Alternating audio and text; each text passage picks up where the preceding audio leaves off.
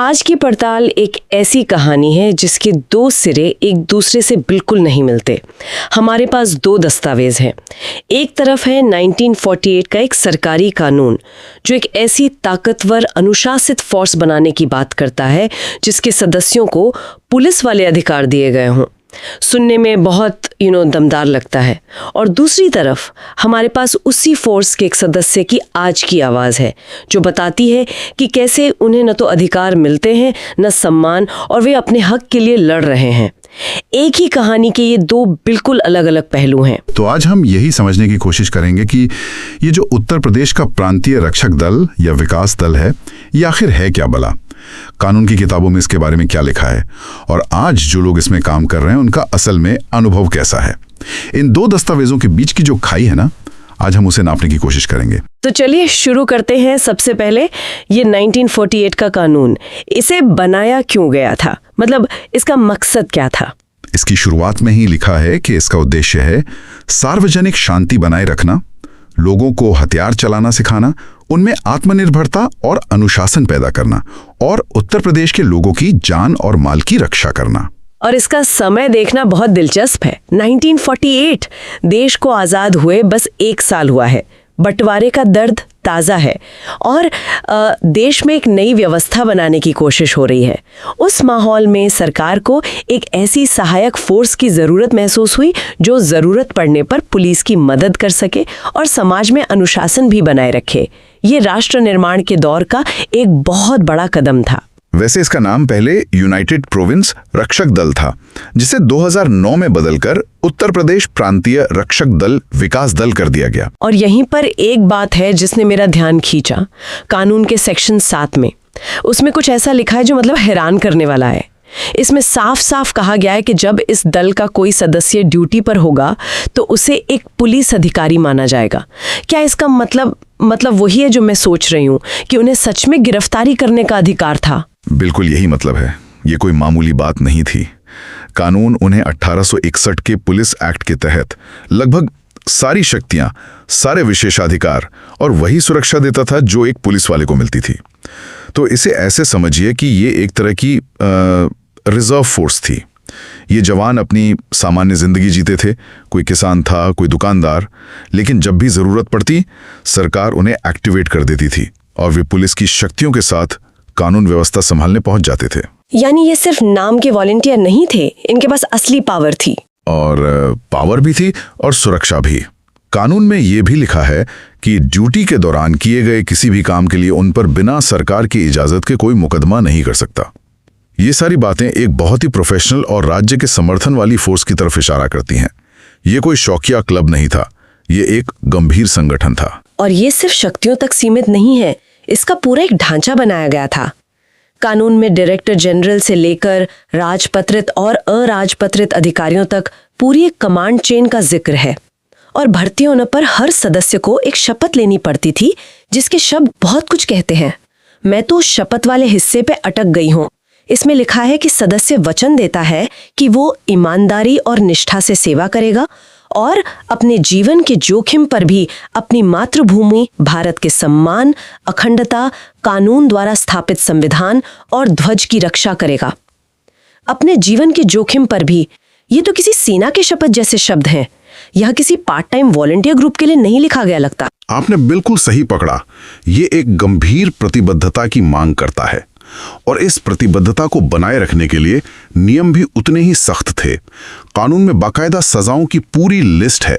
ये कोई ढीला ढाला संगठन नहीं था। जैसे कि किस तरह की सजाएं थीं? जैसे अगर कोई जवान ड्यूटी पर आने से मना कर दे या अपने अफसर का हुक्म ना माने तो उसे 3 महीने तक की जेल या 500 रुपए का जुर्माना हो सकता था। सोचिए, ड्यूटी पर ना आने के लिए जेल की सजा। हर छोटी मोटी गलतियों के लिए उसके लिए भी प्रावधान थे। बिना किसी मुकदमे के अफसर सजा दे सकते थे, जैसे कि 7 दिन तक क्वार्टर में नजरबंद रखना, 1 महीने तक एक्स्ट्रा ड्रिल करवाना या कोई थकाने वाला काम देना, और यहाँ तक कि 1 महीने की तनख्वाह भी काटी जा सकती थी। और अगर कोई अफसर गलती करता तो उसे पद से नीचे भी किया जा सकता था। मतलब अनुशासन को बहुत गंभीरता से लिया गया था, बिल्कुल किसी पेशेवर फौज की तरह। ठीक है, ये सब तो समझ में आता है। एक अनुशासित फोर्स के लिए ये जरूरी है। लेकिन एक और चीज है जो मुझे बहुत अजीब और दिलचस्प लगी, वो है प्राइवेट कंपनियों में काम करने वाले सदस्यों के बारे में। कानून कहता है कि हर कंपनी को अपने उस कर्मचारी को ड्यूटी पर जाने की इजाजत देनी होगी जो इस दल का सदस्य है, और वो भी बिना उसकी तनख्वाह काटे। हाँ, और सिर्फ इतना ही नहीं, कानून ये भी कहता है कि कोई भी कंपनी इस वजह से अपने कर्मचारी को नौकरी से निकाल नहीं सकती। अगर कोई ऐसा करता है तो उस पर जुर्माना लगाया जाएगा। ये एक बहुत दूर की सोच थी। राज्य ये सुनिश्चित कर रहा था कि देश सेवा करने की वजह से किसी की रोजी रोटी पर असर ना पड़े। मतलब राज्य कह रहा था कि ये सिर्फ सरकार की नहीं बल्कि पूरे समाज की जिम्मेदारी है। बिल्कुल, राज्य इस दल की सेवा को एक राष्ट्रीय कर्तव्य के रूप में देख रहा था, जिसमें निजी क्षेत्र को भी सहयोग करने के लिए कानूनी तौर पर बाध्य किया गया था। यहां तक कि कानून में यह भी लिखा था कि अगर कोई सदस्य किसी प्राइवेट कंपनी में काम करता है तो ड्यूटी के दौरान सरकार कंपनी और सदस्य दोनों को मुआवजा और भत्ता देगी। ये पूरी व्यवस्था इस बल को समाज और अर्थव्यवस्था के ताने बाने में मजबूती से जोड़ने के लिए बनाई गई थी। तो ये कानून एक बहुत ही मजबूत, शक्तिशाली और सम्मानित बल की तस्वीर पेश करता है। सुनने में तो सब कुछ बेहतरीन लगता है कि राज्य ने कितनी दूर की सोची थी। एक ऐसी फोर्स जिसके पास पुलिस की शक्ति हो, समाज में सम्मान हो और जिसकी नौकरी भी सुरक्षित हो। बिल्कुल, कागज पर तो यही आदर्श कहानी है, लेकिन जब हम आज की हकीकत पर आते हैं, जैसा कि हमारे दूसरे स्रोत में बताया गया है, तो ये पूरी तस्वीर 180 डिग्री घूम जाती है। ये कहानी का वो सिरा है जो पहले वाले से कहीं नहीं जुड़ता। तो अब आते हैं हमारे दूसरे स्रोत पर। ये राज सिंह नाम के एक व्यक्ति का लेख है जो खुद इस विभाग से जुड़े हैं, और उनकी सबसे बड़ी शिकायत एक शब्द को लेकर है, स्वयं सेवक यानी वॉलंटियर। उनका कहना है कि ये एक लेबल है जिसका इस्तेमाल करके विभाग उन्हें वो सारे अधिकार देने से बच जाता है जो एक पक्के कर्मचारी को मिलते हैं। और यहीं पर कानून और व्यवहार का टकराव साफ नजर आता है। देखिए, शपथ पत्र में स्वैच्छिक यानी वॉलंटियर शब्द का इस्तेमाल हुआ है। 1948 में इसका मतलब शायद ये रहा होगा कि कोई भी अपनी मर्जी से इसमें शामिल हो रहा है, उस पर कोई दबाव नहीं है। लेकिन ऐसा लगता है कि समय के साथ प्रशासन ने शब्द का एक सुविधाजनक मतलब निकाल लिया कि अगर ये स्वयंसेवक हैं तो इन्हें पक्के कर्मचारियों वाले अधिकार जैसे नियमित वेतन, पेंशन या मेडिकल सुविधा देने की जरूरत नहीं है। जबकि कानून में तो वेतन भत्ते का जिक्र है, सजाओं का जिक्र है, पुलिस की शक्तियों का जिक्र है। ये सब तो किसी स्वयंसेवक वाले काम की तरफ इशारा नहीं करते। बिल्कुल नहीं करते। ये एक क्लासिक उदाहरण है कि कैसे एक मजबूत कानून भी अगर इच्छा शक्ति के बिना लागू हो तो बेअसर हो जाता है।